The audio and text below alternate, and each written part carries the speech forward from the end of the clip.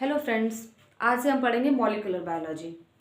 इसमें हम पढ़ेंगे DNA replication, DNA transcription, translation, DNA repair. ठीक है, तो इसमें हम डिफरेंट डिफरेंट एंजाइम पढ़ेंगे, पूरा प्रोसेसिंग पढ़ेंगे। वन बाय वन हम हर प्रोसेस को पढ़ेंगे। पहले डुप्लीकेशन यानी कि replication, then translation, transcription, then translation. ठीक है, and then DNA damage repair.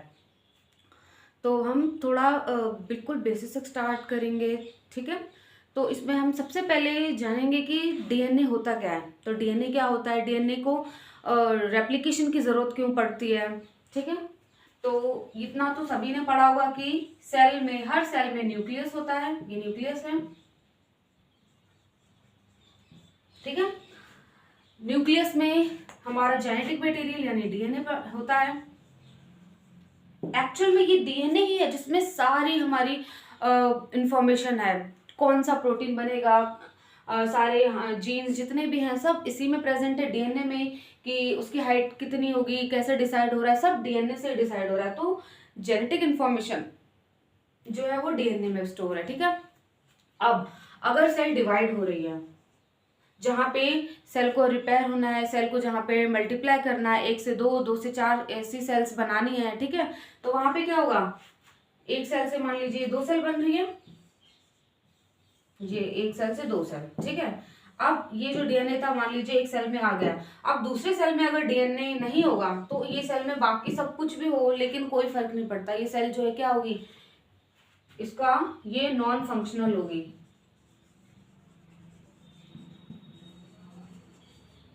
ठीक है, तो हमें करना क्या है, हम ये चाहते हैं कि दोनों सेल में डीएनए हो, इसमें भी हो इसमें भी हो। तो हम क्या करेंगे, क्या हम डीएनए जो है इसको डिवाइड कर देते हैं। डिवाइड करके आधा डीएनए इसमें, आधा डीएनए इसमें। तब क्या होगा, तब जीन्स जो है, आधी जीन्स इसमें होंगी, आधी जीन्स इसमें। मान लीजिए कि जो आधा डीएनए जो है इसमें है, वो जो जीन्स होंगी वो इसमें नहीं होंगी, और जो इसमें है वो जीन्स इसमें नहीं होंगी। यानी कि जो प्रोटीन ये वाला डीएनए, ये वाला सेल जो बना पा रहा है वो प्रोटीन ये नहीं बना पाएगा। अगर हम डीएनए को हाफ हाफ कर दें, हाफ इसमें डीएनए डाल दें, हाफ इसमें, ऐसा तो हो नहीं सकता।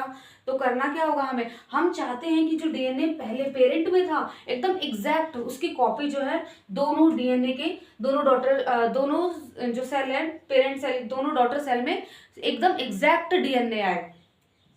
ठीक है, दोनों डॉटर सेल, एक ये और एक ये, इनमें हम एकदम सिमिलर डीएनए चाहते हैं। तो इसके लिए क्या करना पड़ेगा, हमें डीएनए को रेप्लिकेट करना पड़ेगा, एकदम एग्जैक्ट रेप्लिका बनानी पड़ेगी हमें। तब हम डीएनए डिवाइड होगा, तब वो दोनों सेल में ट्रांसफर होगा, तब जाके सेल जो है वो आगे डिवीजन का प्रोसेस कंटिन्यू करेगी। ठीक है, तो डीएनए रेप्लिकेशन की जरूरत क्यों है, क्योंकि डीएनए डिवाइड करेगा तो दोनों सेल में डीएनए चाहिए होगा हमें। ठीक है, आई होप आपको ये कंसेप्ट बहुत बेसिक सा है लेकिन मैंने बता दिया। ठीक है, क्योंकि कई बार होता है ना कि एम क्या है इसको पढ़ने का, और हम क्यों पढ़ रहे हैं, डीएनए रेप्लिकेशन की ज़रूरत क्यों है। तो ज़रूरत इसीलिए है क्योंकि अगर सेल डिवाइड करेगी तो दोनों सेल में हमें डीएनए चाहिए और एकदम एग्जैक्ट। क्योंकि डीएनए न्यूक्लियस जो है ये क्या है, ब्रेन ऑफ द सेल है, हम इसको ब्रेन ऑफ द सेल बोलते हैं। और ब्रेन ऑफ द सेल ये है जो डिसाइड करेगा कौन सा प्रोटीन बनना है, कहाँ बनना है, क्या नहीं होना, सब कुछ। तो हमें ये जो डीएनए है ये दोनों डॉटर सेल में चाहिए, है ना। इसीलिए हम क्या करेंगे, डीएनए को रेप्लिकेट करेंगे, डिवाइड करेंगे। आई होप कि आपको समझ आया होगा। तो जेनेटिक मटेरियल कैन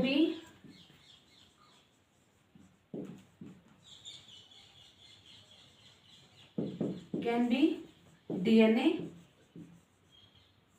और RNA. DNA stands for deoxyribonucleic acid,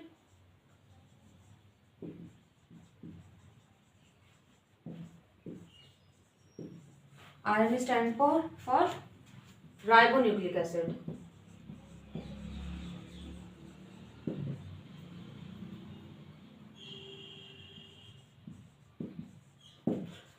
इन दोनों में डिफरेंस क्या है, एक्चुअल में दोनों में डिफरेंस है OH का। इसमें 3' पोजीशन पे OH ग्रुप प्रेजेंट होता है, एक हाइड्रोक्सिल, और इसमें 2' एंड 3' दोनों पोजीशन पे, दोनों सेकंड कार्बन और थर्ड कार्बन दोनों पे OH प्रेजेंट होंगे। ये मेन डिफरेंस है RNA एंड DNA में। ठीक है, तो अब हम थोड़ा सा DNA के बारे में पढ़ेंगे कि DNA कैसे बनता है, क्या होता है। DNA एक हेलिकल स्ट्रक्चर होता है 2 स्ट्रैंड का, इस तरह से। ठीक है, और दोनों की पोलैरिटी जो होती है, एक 5' एंड है तो दूसरी 3' एंड होगी, ये 3' एंड है तो दूसरा 5' एंड होगा। इस तरह से एंटी पैरेलल होते हैं दोनों strand, anti parallel.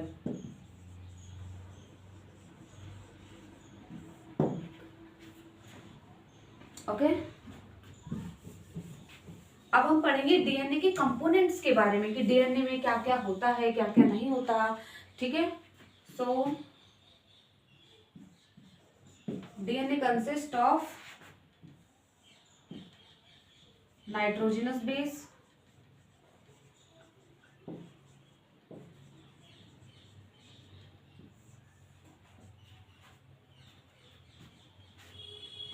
Pentose sugar,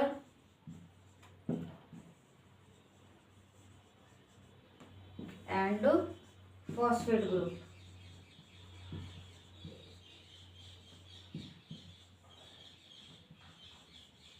ठीक है, नाइट्रोजनस बेस जो है ये फर्दर 2 टाइप के होते हैं, प्यूरिन्स एंड पायरिमिडिन्स।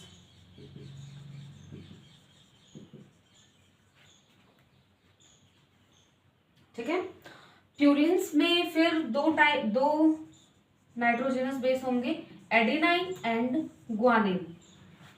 पायरिमिडिन में फिर 2 टाइप के और होंगे, साइटोसिन एंड थायमिन। ठीक है, जब नाइट्रोजनस बेस और पेंटोज शुगर ये दोनों कंपोनेंट हो तब हम इसको बोलेंगे न्यूक्लियोसाइड।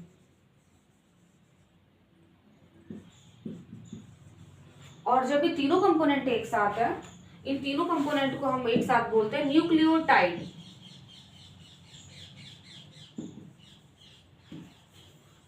ठीक है, इस टाइड से आप याद रखिए थोड़ा सा ट्रिक की कि टी जो है टाइड में टी है, टी मतलब 3, यानी कि तीनों 3 कंपोनेंट जब इंक्लूड होंगे, तीनों कंपोनेंट जब इंक्लूड होंगे तो हम बोलेंगे न्यूक्लियोटाइड। और सिर्फ जब 2 ही कंपोनेंट है, nitrogenous base and pentose sugar, तो हम उसको बोलेंगे न्यूक्लियोसाइड। ठीक है, अब हम थोड़ा सा DNA का जो केमिकल स्ट्रक्चर है उसको स्टडी करेंगे। ठीक है, देखिए यहाँ पे ये स्ट्रक्चर है, केमिकल स्ट्रक्चर। ये जो आप ग्रुप देख रहे हैं, ये जो है ये पेंटोज शुगर है, सॉरी ये फॉस्फेट ग्रुप है। ठीक है, ये फॉस्फेट ग्रुप है, पेंटोज शुगर ये है,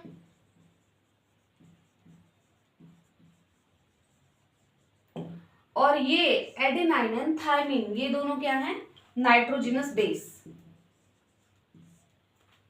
ठीक है, आप ये देखिए कि ये जो नाइट्रोजनस बेस है वो पेंटोज शुगर के फर्स्ट कार्बन से बॉन्डिंग बना रहा है।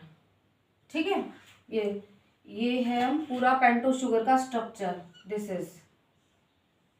और ये नेमिंग है कार्बन की, ये फर्स्ट डिग्री कार्बन है, ये फर्स्ट कार्बन है, ये सेकंड है, थर्ड है, फोर्थ है, और ये फिफ्थ कार्बन है। ठीक है, तो फर्स्ट कार्बन पे देखिए, फर्स्ट कार्बन जो है वो अटैच है नाइट्रोजनस बेस से। ठीक है, और फिफ्थ कार्बन जो है वो एक साइड बॉन्डिंग बना रहा है वो फॉस्फेट ग्रुप से, और थर्ड जो कार्बन है वो दूसरे फॉस्फेट से बॉन्डिंग बना रहा है। ठीक है, तो हम इन सबको बोलेंगे, ये जो है 2 फॉस्फेट जब लिंक होंगे एक साथ तो हम बोलेंगे इसको 3' 5' डाइफॉस्फेट बॉन्ड, फॉस्फो डाइईस्टर बॉन्ड। ठीक है, ये जो पूरी बॉन्डिंग है, एक पेंटोज शुगर का जो 5th का कार्बन है वो बना रहा है फॉस्फेट ग्रुप से बॉन्डिंग, थर्ड वाला भी है वो दूसरे फॉस्फेट ग्रुप से बॉन्डिंग बना रहा है, तो हम इस सबको बोलेंगे ये क्या है, फॉस्फोडाइस्टर बॉन्ड या लिंकेज। ठीक है, और इस लिंकेज का नाम है 3-5 क्योंकि 3 और 5 कार्बन है उनसे बॉन्डिंग बना रहा है, उनसे लिंकेज में, इसीलिए हम इसको बोलते हैं 3-5 फॉस्फोडाइस्टर बॉन्ड या लिंकेज। ठीक है, और यहाँ पर आप देखेंगे एडेनाइन और थायमिन जो है वो डबल बॉन्ड से अटैच है और उन दोनों के बीच में डबल बॉन्डिंग है। साइटोसिन एंड ग्वानिन इनके बीच में ट्रिपल बॉन्डिंग है। ठीक है, आप ये देखेंगे कि एक ये है स्ट्रैंड और एक ये स्ट्रैंड होगा। यहाँ पे मैंने बहुत शॉर्ट बनाया है बिकॉज